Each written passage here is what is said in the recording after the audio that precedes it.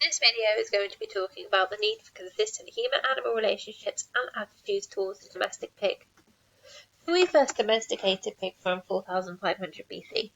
Here they were used primarily for a food source, but since then we have lived and worked together with these animals as food, as warmth, for clothing, and to also clear land expanses for agricultural and also industrial expanses. These animals have the closest genetic makeup to us. They're a staple of the farm, they're viewed as cute and cuddly, families everywhere love them, and yet we're inconsistent with the way we treat and feel towards these animals.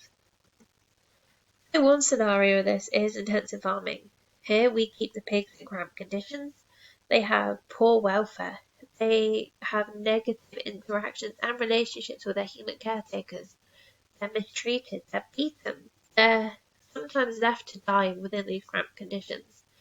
They barely have enough room to turn around, to stand up, to perform natural behaviours. So we see a lot of stereotypical behaviours such as bar chewing and a head sway, if they've got the space. These conditions have severe welfare and behaviour implications, and yet this is one of the most common methods of farming. On the other hand, we have organic. Here the pigs are allowed to roam in wide open expanses. They have positive relationships with their caretakers. There's a lot more displays of natural behaviours, less stereotypical. They seem happier, their welfare, their husbandry conditions are improved, and overall public perception of organic farming is a lot better than intensive. And from a consequentialist viewpoint, organic is the way to go. It's the greatest good for the greatest number. Less animals are suffering, more people plus the pigs are benefiting from it. So why is this not the norm? Another scenario that we utilise pigs for is lab testing. Due to the genetic makeup, as mentioned previously, these animals are the closest to us. So because of that, we test a lot of diseases on them to see how they would affect us. We also then test the cures to see what effect. Will it work? Will it not? And because of this, pigs are used in a lot of experiments. And the conditions, they're isolated, they're left alone, they're left fearful because of the experiments they endure. But their relationship with the caretaker is positive. They have positive interactions. They're petted, they're stroked, they're spoken to in a calm, warm voice that makes them feel safe.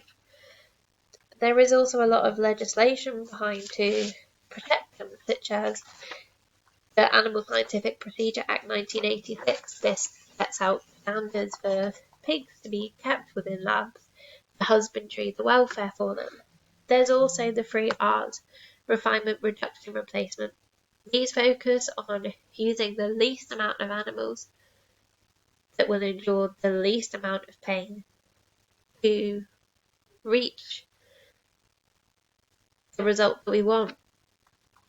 This focuses on making the procedures more humane so there is less suffering.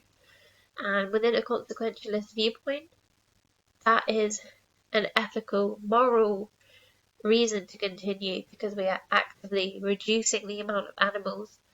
So we're using the least number to have the greatest effect for the greatest number. And so for that is the best way to go. And the public perception of labs is changing. They're not negative all the time. They're not these horrid, destructive, abusive places. They have great care, husbandry, codes of practices that are followed and are maintained. And so labs are changing. Even the farm is changing. But to further improve these attitudes, there is a lot more that can be done through education, through staff training, and to improve and tighten the legislation and codes of practices out there. So because of this, we need to all change our attitudes towards these animals. Why should we treat them differently between one scenario and another? We shouldn't. They're the same regardless of where they are, just as us. Humans are the same regardless of colour, size, shape. So this should apply to animals as well, surely.